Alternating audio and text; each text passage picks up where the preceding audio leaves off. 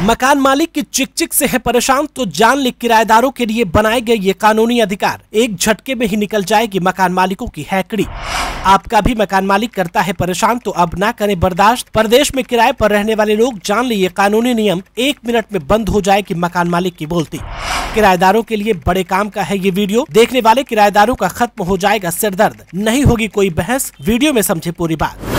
जैसा कि आप सभी लोगों को पता ही होगा कि लोग नौकरी की तलाश में शहर चले जाते हैं और फिर वहीं बस जाते हैं। ऐसे में शुरुआत से अपना घर लेकर रहना बहुत मुश्किल का काम होता है, इसलिए लोग किराए के मकान में रहते हैं। बता दें कि अगर आप भी किराए के मकान में रहते हैं तो आपको कुछ चीजों के बारे में जानना बहुत जरूरी है। खासकर किराएदार के तौर पर आपका क्या अधिकार है, इसके बारे में आपको जरूर पता होना चाहिए ताकि आपके साथ किराए के मकान में कुछ गलत ना हो। बता दें कि अगर आप किराए के मकान में रहते हैं तो आपको बतौर किराएदार कुछ प्रमुख अधिकार मिलते हैं जिन्हें जानना बहुत ही आवश्यक है, जिससे कि आपका मकान मालिक आपका शोषण न कर सके। आइए विस्तार से जानते हैं कि एक किराएदार को कितने तरीके के अधिकार दिए जाते हैं। सबसे पहले बात करेंगे एकांतता के अधिकार की। आपको बता दें कि सबसे जरूरी चीज होती है आपकी प्राइवेसी। इसके लिए अगर एक बार मकान मालिक से कमरे के किराए को लेकर के बात साफ हो चुकी है तो फिर वो किसी भी तरीके की बातचीत के लिए बिना आपकी परमिशन के आपके कमरे के अंदर नहीं घुस सकते हैं। उन्हें अगर आपके कमरे में आना है तो वो सामान्य व्यक्ति की तरह सबसे पहले आपसे परमिशन लेंगे, आपकी इजाजत के बिना। अगर वो आपके कमरे में एंटर करते हैं तो फिर ये एकांतता के अधिकार का हनन होगा और जिसके चलते उन पर कार्रवाई की जा सकती है।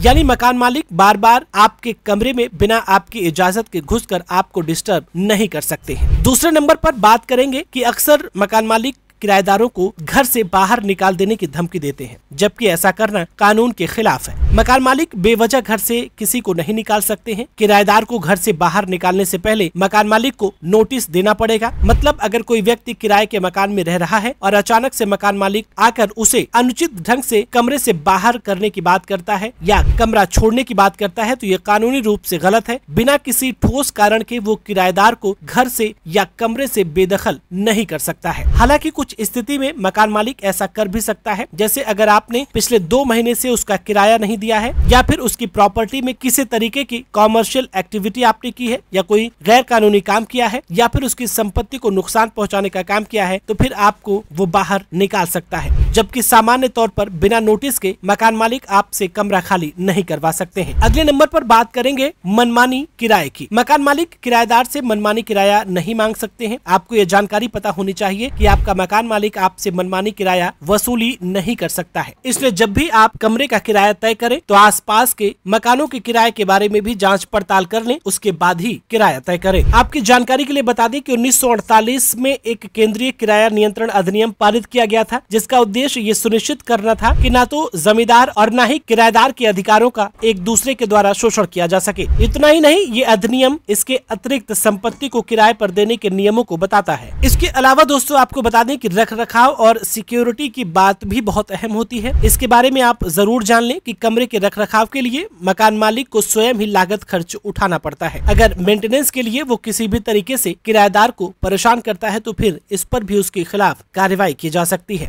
वेल दोस्तों, अगर अभी तक आप हमारी इस वीडियो को देख रहे हैं तो फटाफट से हमें कमेंट में जरूर बताइए कि आप किस शहर से हमारे साथ जुड़े हैं और आप अपने मकान में रहते हैं या फिर किराए के मकान में रहते हैं। मकान मालिकों के बिहेवियर को लेकर के भी अपनी राय कमेंट बॉक्स में हमें जरूर बताएं। इस वीडियो में फिलहाल इतना ही।